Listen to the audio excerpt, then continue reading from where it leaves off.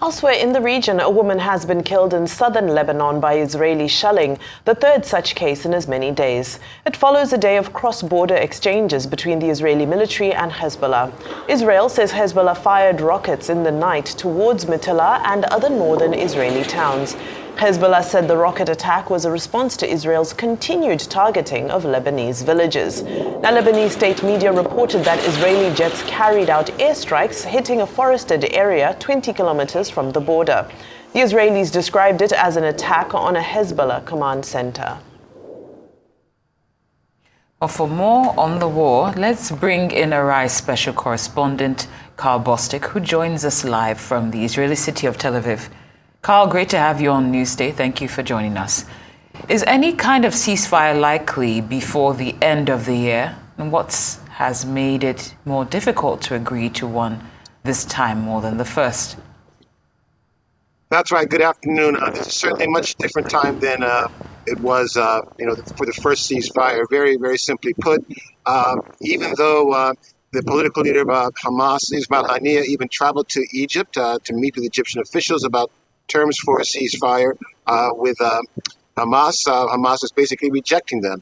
According to Israeli media, this time around, Israel was willing to release on a ratio of 10 to 1, asking for the release of 40 hostages, including all remaining women and children, in exchange for 40 Palestinian prisoners, and to a week to 10 days of a ceasefire.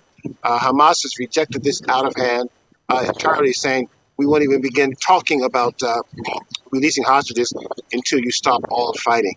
That sends maybe a lot of signals, according to Israeli media. Hamas knows they're losing this war, and a ceasefire in 10 days' time would only, allow Israel to return to bombing them. So there's that calculation, if you will. One reason why Israel doesn't really want to extend the ceasefire any longer, because Hamas could actually begin regrouping the army to increase its attacks on Israel.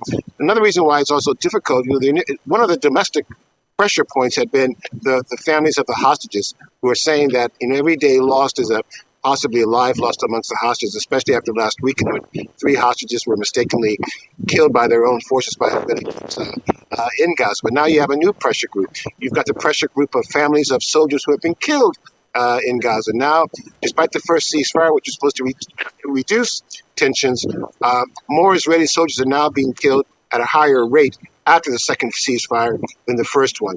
And now Israeli families are saying that if you were to have a ceasefire now, that would be betraying the lives of our sons and daughters. It would be in vain. And in fact, one mother of a soldier who was killed saying, well, then what's your message to the families of those who are hostages for not having a ceasefire or for having a ceasefire? And she used an expletive to say what that would mean to have a ceasefire, saying that would send also a message to Arab neighbors that Israel is actually very weak. So right now you have a very divided Israel on whether there should be a ceasefire or not. And that's why it's unlikely that it'll be before the end of this year, which is less than 2 weeks away. Right. Now, Karl, I know this is a very multi-layered question, but to the best of your ability, can you help us identify what is it exactly that Hamas really want? I think the thing to keep things very, very simply understood is this. You have a political leadership of Hamas that's based in Qatar, and you have the military leadership in Gaza that holds the hostages. The military leadership, that's Ismail Haniyeh. He's the one who traveled to Egypt. The military leadership is led by Sinwar. He controls access to the hostages. So even though Haniyeh was traveling to Egypt, and also I was pointing out yesterday that the only time he goes to Egypt is when there's a breakthrough or likely to be an agreement or resolution. So that didn't happen. That's really kind of an embarrassment too.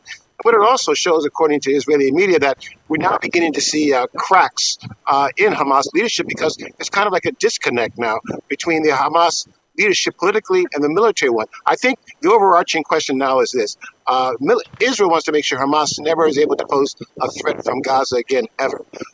That's why they want to dismantle Hamas. So what Hamas wants, at least the political side wants, they still want to have a say in the future of Gaza. They still want to play a role in governing Gaza after the war. That's what people like Ismail Haniyeh want. However, for people like Yahya Sinwar, they just want to ensure their survival. They want to know that they can still be alive following the war. There may be a deal where they have to be sent into exile following the war. So really, it's about political survival. How can Hamas still have a role in the future of Gaza after the war is over, even though Israel is saying there's no way we'll let Hamas ever have a role again in the future of Gaza.